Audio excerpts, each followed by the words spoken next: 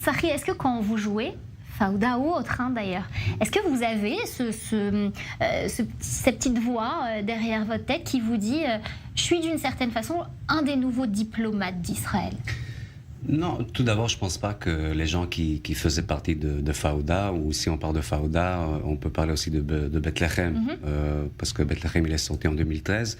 En fait, je pense que ces deux projets, ils ont donné un aspect qu'on n'est pas habitué à voir, parce que normalement, on arrive à avoir une image de ce qui se passe en Israël, et précisément avec le conflit israélo-palestinien, par les informations.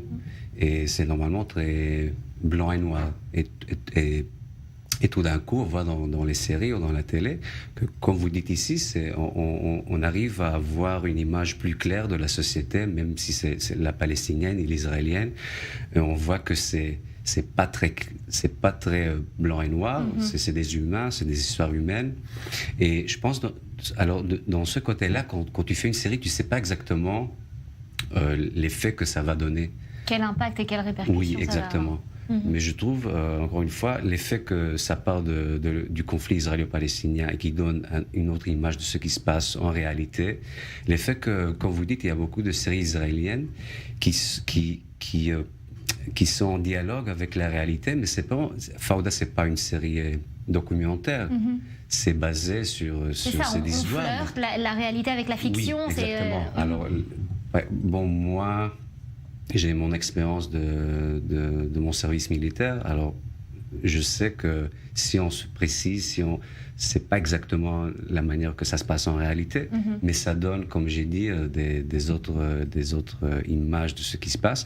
En plus, je pense que Fauda est sorti vraiment dans un moment où Netflix a commencé à acheter beaucoup de séries. Alors, c'est comme ça que nous aussi, on est tout d'un coup, on s'ouvre à voir des séries italiennes, du Danemark.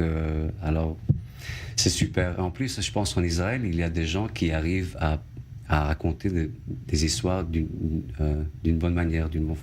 Alors justement, Myriam, on sait peut-être bien les raconter en Israël, les histoires, mais ça va bien au-delà de ça, quand même. Quand on sait que le département de Hasbara, d'expliquer, de communication sur Israël à l'étranger, a pris sous sa coupe une partie du département culturel, justement. Ça veut dire qu'on a compris là ce qu'encore une fois la France a bien compris depuis longtemps avec la francophonie, par exemple, que la diplomatie, ça passait aussi par là.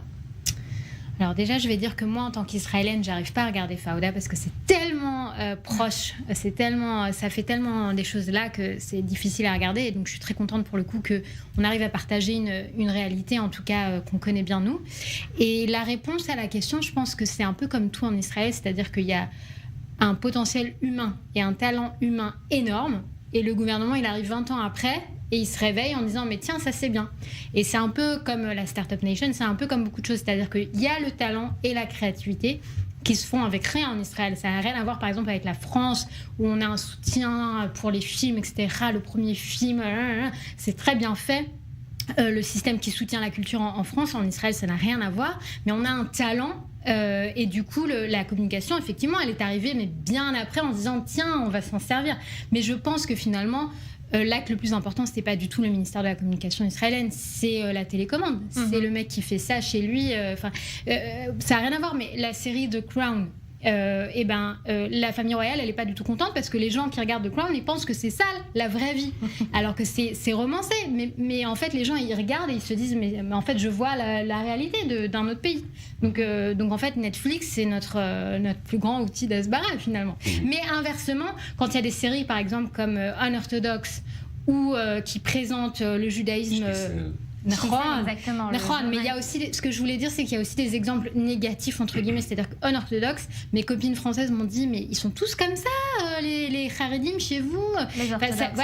Ça va. En fait, quand on critique un aspect du judaïsme, nous, en Israël, ou nous, juifs, on va voir ça d'une certaine manière, et puis quelqu'un qui vit en Australie et qui regarde se dit, bah tiens, mais en fait, c'est ça tous les ultra-orthodoxes. Donc il y a vraiment un effet pour le bien et pour le mal. C'est-à-dire que. Justement, Tsahri, quand on vous propose un scénario, vous le choisissez, vous regardez de quelle façon ça va parler de votre pays, de celui qui est votre port d'attache, même si vous avez beaucoup évolué dans le monde. Non, je pense pas que c'est vraiment ça qui est important. Je peux donner un exemple où on m'a proposé de jouer le rôle de Yigal Amir. Mhm. Et là, j'ai un peu réfléchi. Parce que j'ai réalisé qu'à la fin, le public, il ne sait pas tout le temps dire bon, ça c'est la réalité, lui c'est le personnage, c'est lui ou pas. On va souvent coller le personnage de l'assassin de Rabin, parce que l'assassin de Rabin également. Oui, exactement. Mais normalement, non, je suis plus concentré dans la manière que c'est écrit du personnage qu'on me propose pour voir si vraiment il a un trajet pendant tout le script.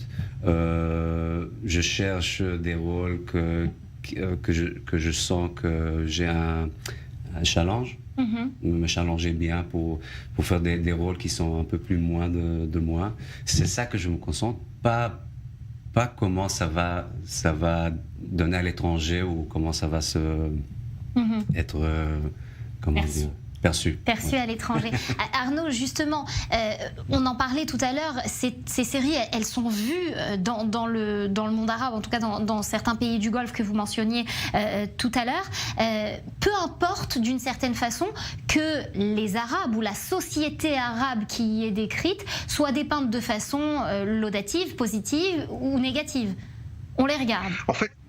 En fait, voilà, on les regarde et ce qui est très important, et en fait, ce qu'il faut vraiment que les Israéliens comprennent, c'est que les pays arabes qui ne reconnaissaient pas Israël n'avaient quasiment aucune information d'Israël. Pour eux, Israël, c'était un État qui faisait du mal aux Palestiniens, qui ne connaissaient pas davantage d'ailleurs.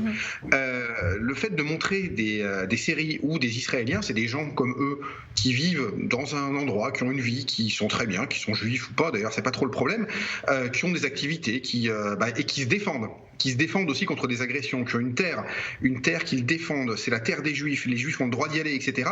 Ça, c'était des choses qui n'étaient pas tout à fait rentrées dans les esprits ici. Il faut bien se mettre en tête que la présentation d'Israël par la propagande et puis par l'absence complètement d'information en faisait une espèce de chose abstraite. Là, on rend Israël concret. Donc, que l'on soit dans une série d'espionnage ou dans quelque chose de beaucoup plus glamour, le fait est qu'on voit Israël. Et c'est quelque chose qu'on ne voyait pas, qui n'existait pas. Et c'est là que la notion de normalisation est importante. C'est-à-dire que ça devient un pays normal. Et un pays normal, est-ce qu'on veut le détruire ? Pas vraiment. Et c'est là tout le travail très, très fin, et je ne pense pas justement qu'il y ait une vraie volonté politique derrière.